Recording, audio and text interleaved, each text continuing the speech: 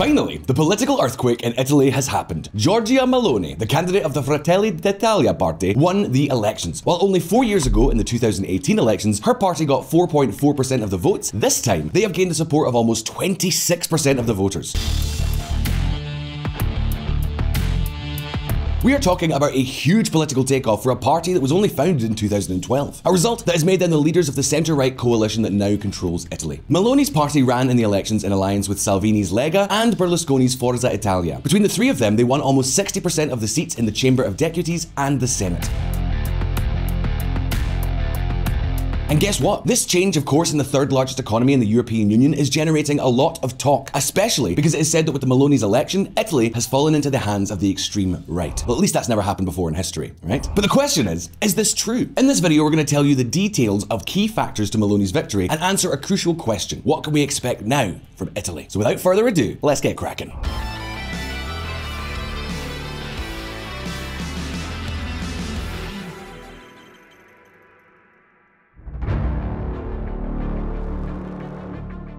Sí a la familia natural, no a los lobby LGBT, sí a la identidad sexual, no a la ideología de género, sí a la cultura de la vida, no al abismo de la muerte, sí a la universalidad de la cruz, no a la violencia islamista, sí a fronteras seguras, no a la inmigración masiva, sí al trabajo de nuestros ciudadanos, no a las grandes finanzas internacionales, sí a la soberanía de los pueblos, no a los burócratas de Bruselas, y sí a nuestra civilización, y no a quienes quieren destruirlo. As you can imagine, these and other statements have earned Giorgia Meloni a reputation for being ultra. And it's not only about what she says, it's also about how she says it. If you think about it, the intention is clearly to make a populist speech. Now, while this in itself may not seem like a good thing, it's not enough to give us a complete x-ray of Meloni. If we want to know why she won and what we can expect now, we have to dig a bit deeper. Among other things, because this new political and social phenomenon is neither what we could call a political outsider nor a newcomer. On the contrary, Meloni knows very well what she is doing. She has even reached positions of executive responsibility.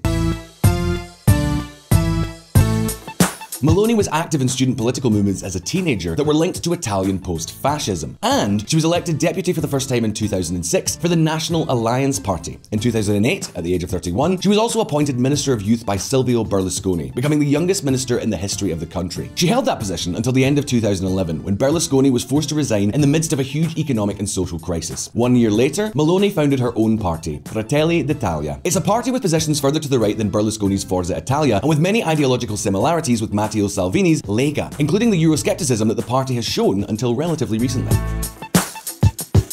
And perhaps that is why the one thing that is clear is that this victory has not gone down well with the Brussels establishment. You see, at the European level, Meloni and her Fratelli party are part of the Party of European Conservatives and Reformists, which is the formation that groups together parties such as the Polish Law and Justice Party, the PIS, Vox in Spain, and the Swedish Democrats. And that explains why Brussels is somewhat fearful that the third largest economy in the Union could adopt a position as hostile or disobedient as those held by countries such as Hungary or Poland, something that has set off all the alarm bells and unleashed the fury of many media outlets. Giorgia Meloni and the return of fascism, how Italy got there. Far-right wildcard Giorgia Meloni taps into Italians' wish for radical change. Giorgia Meloni is a danger to Italy and the rest of Europe. Meloni dog whistles to her neo-fascist political ancestors with the Mussolini-era slogan, God, Homeland, Family. As you can see, there are many who have presented Giorgia Meloni's victory as a kind of victory for neo-fascism, the coming to power of the extreme right. And of course, with such a situation, many of you may be wondering, is Giorgia Meloni really a fascist? Is her victory a threat to democracy? What exactly are her proposals and political commitments? What could her victory mean for the land of Valentino Rossi, Enzo Ferrari, and Giorgio Armani? Well, all of this and more will be answered in this video, so let's find out.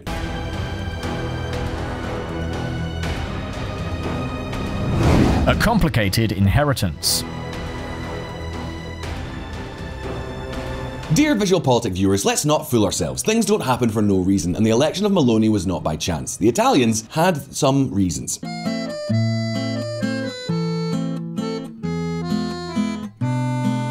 Italy has been one of the worst economic performers in the entire developed world over the past 2 decades. In real terms, GDP per capita was lower in 2019 than in 2000. Public debt, the 5th highest worldwide, stands at around 145% of GDP, the 2nd highest ratio in the Eurozone, only after Greece. In addition, the still relatively low integration of women in the labour market and youth unemployment that remains above 20% is stressing the economy of many families as inflation is rebounding strongly. And to top it all off, all of this is seasoned with a deficit of more than 5% anemic growth and frankly dismal forecasts for the future.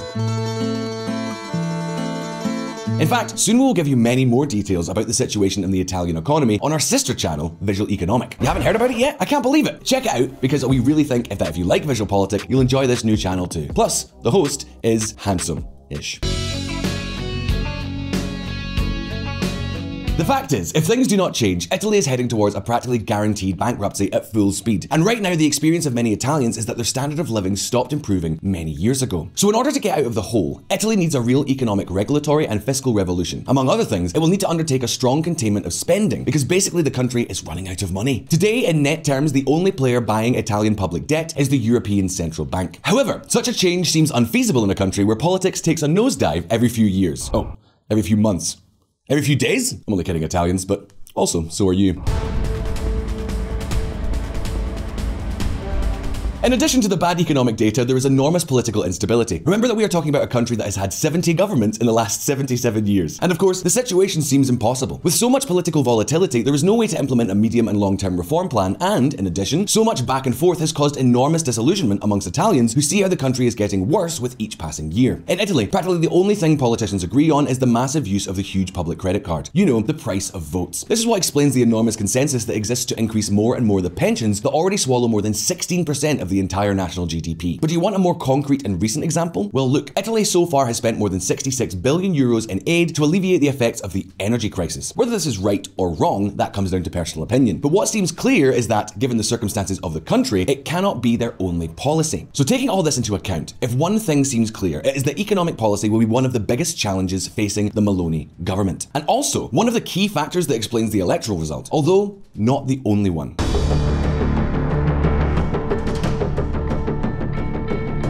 Illegal immigration has undoubtedly been one of the hottest topics in Italian politics in recent years. To give you an idea, since 2015, 750,000 illegal immigrants have arrived in Italy. In August 2022 alone, more than 45,600 people arrived on Italian shores irregularly. This was a 40% increase compared to the previous year. And one curious fact that explains some of Meloni's key positions in this field, of all the people who arrived illegally on Italian shores in August 2022, almost half did so aboard NGO boats or from the Italian Navy itself. Well, the fact is that if we put in a blender ingredients such as lack of economic opportunities, poor economic performance, pessimism, immigration, and the increase in violence, what we have is the political recipe that perfectly explains Meloni's victory. I'm sure we've heard that recipe somewhere before. Let's just say that Italians have had enough of fine words and have handed the government a political group with a forceful and clear discourse. The question is, what can we now expect from this new political phenomenon that has captivated Italians? Let's take a look. The birth of Melonomics? Let's see. We could define Meloni's economic proposal as something halfway between protectionism and economic liberalism, if such things can be combined. Well, let me try to break it down. In her patriotic economic agenda, there are measures for all tastes. We have populist, nationalist, protectionist formulas, and also some more interesting ones.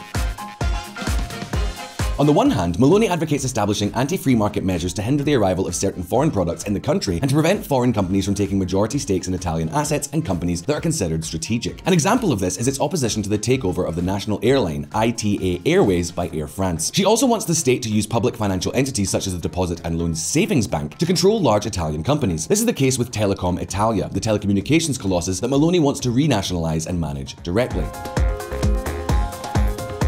Although that's not so different from what we've seen in countries like France. But let's keep going. One of Meloni's star commitments has been her promise to approve a generalized tax cut for families and companies. Now the question is, how can the Italian government implement large tax cuts if we take into account the disastrous state of the public accounts? There's an important issue that is yet to be resolved. From Meloni's inner circle, it is suggested that one option is to do away with the so-called citizens' income. This income is a kind of guaranteed minimum income for unemployed people with no income that was pushed by the 5-Star movement in the 2018 election campaign. This is an allowance of between 500 and 780 euros per month that has been very popular in southern Italy, where 70% of the beneficiaries are concentrated. The problem is that we are only talking about 9 billion euros total, so this does not solve the question of how to finance the tax cut. Another option that has been mentioned is what Meloni herself described as fiscal peace, a kind of tax amnesty with which they hope to collect some 30 billion euros in 5 years. But that doesn't seem to be enough either. So what exactly is the new Italian leader considering?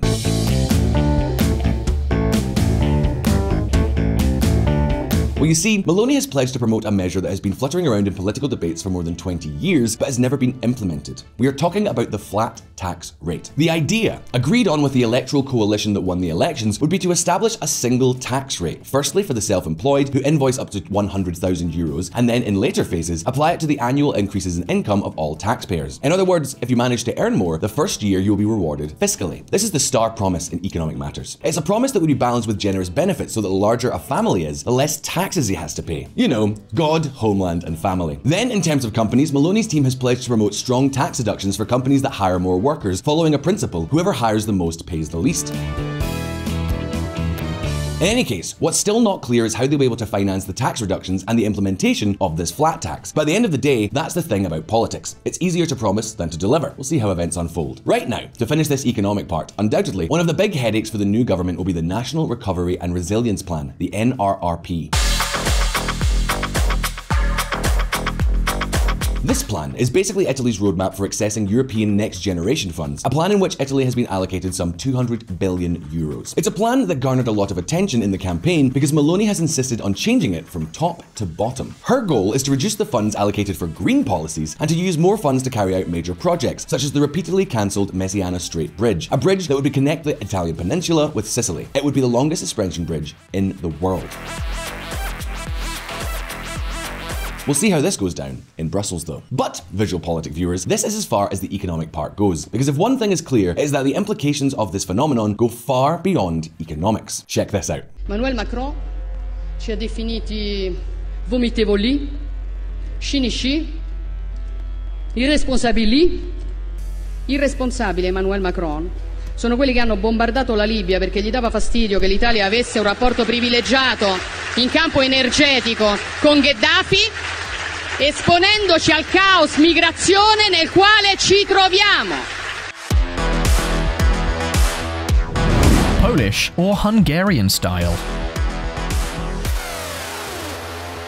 Well, it seems if there is one thing that drives Meloni crazy, it is the Paris-Berlin axis that pulls the strings in Europe. Europe against Europe. Our Europe, which has the Greco-Roman Christian roots, against the Europe of Macron and Merkel, of those who seek to give even more national sovereignty to European technocrats. Giorgia Meloni. But admittedly, with Macron, she has a special weakness. Vomitevole è chi, come la Francia, continua a sfruttare l'Africa, stampando moneta per 14 nazioni africane sulle quali applica il signoraggio, facendo lavorare bambini nelle miniere, estraendo materie prime come accade in Niger, dove la Francia estrae il 30% dell'uranio che gli serve a far camminare le centrali nucleari e il 90% dei nigerini vive senza elettricità. Non ci venire a fare lezioni, Macron! Is Meloni a populist leader? Certainly. Is she a politician with much more extreme positions than is usually conventional? No doubt. Is she conservative? Certainly. Nationalist? That too. I'm sure we've heard this somewhere before. But from there to considering her a threat to democracy is a jump. Having said that, and given the ideological similarities that exist in many fields, there is one question we can ask ourselves. Is Meloni more like Hungary's Orban, or is she more like Poland's Morawiecki? Well, let's take the conflict of time as an example, the great conflict of recent decades. Pay attention to these statements. We are on the side of international law. We are on the side of freedom. And indeed, we are on the side of a proud nation that is teaching the world what it means to fight for freedom. Simplifying, I think I am convinced of the fact that the war in Ukraine is the tip of the iceberg of a conflict whose objective is the revision of the world order. If Ukraine falls, the West weakens. The big winners of the conflict, apart from Putin's Russia, will be Xi Jinping's China, Giorgia Meloni. Sorry for those who said that Meloni's victory was Putin's victory. We may not like it, but the reality, if she's telling the truth, might be different. Yes, that's right. Both Meloni and her party, Fratelli d'Italia, have been very clear in stating their commitment to NATO and the defense of Ukraine. And among other matters, they are in favor of increasing arms shipments to Kyiv. In fact, this has been the axis of their electoral campaign in terms of international policy and the #1 priority of the coalition's electoral program. And all this, despite the fact that Salvini and Berlusconi have demonstrated quite equidistant and even sympathetic positions towards Russia.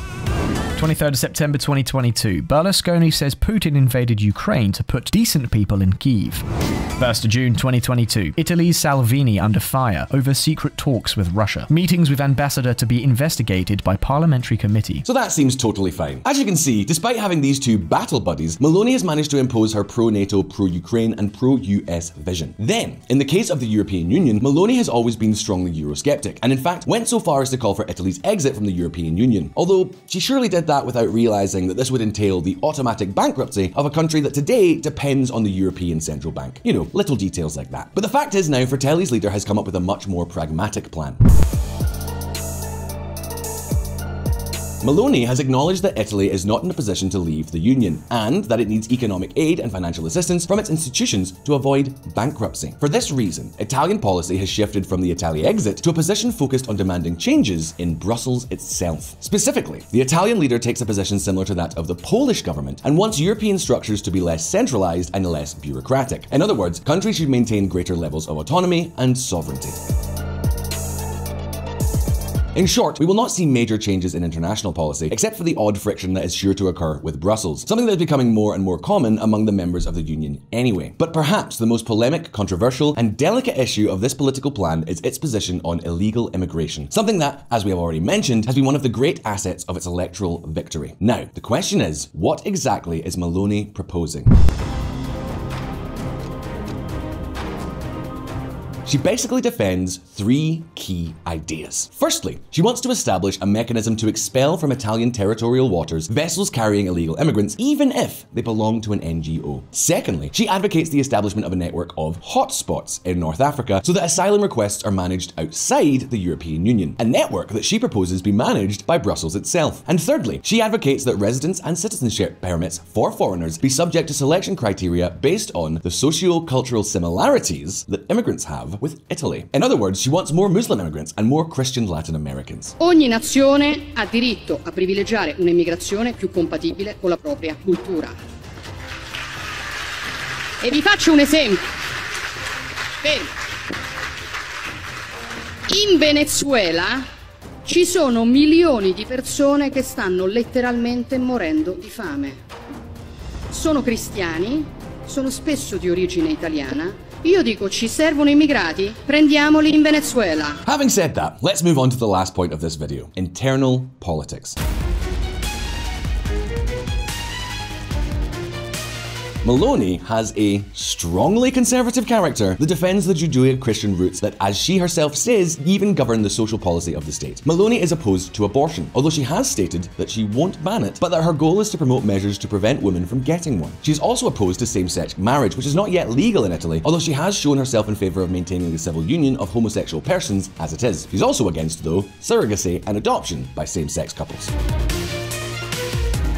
That is, we are not talking about any relevant change with respect to the current situation in Italy, and the government may be more similar to the Polish one. And whether or not we think that is a good thing, the point is that both in economic, political, and social matters, we do not expect any great upheavals during Meloni's government. The most daring thing is her economic policy, and let's not fool ourselves, there'll probably be no major breakthroughs. In fact, some voices point out that the Fratelli leader could even include technocrat profiles to her government in order to appease Brussels and present a more moderate image to the world.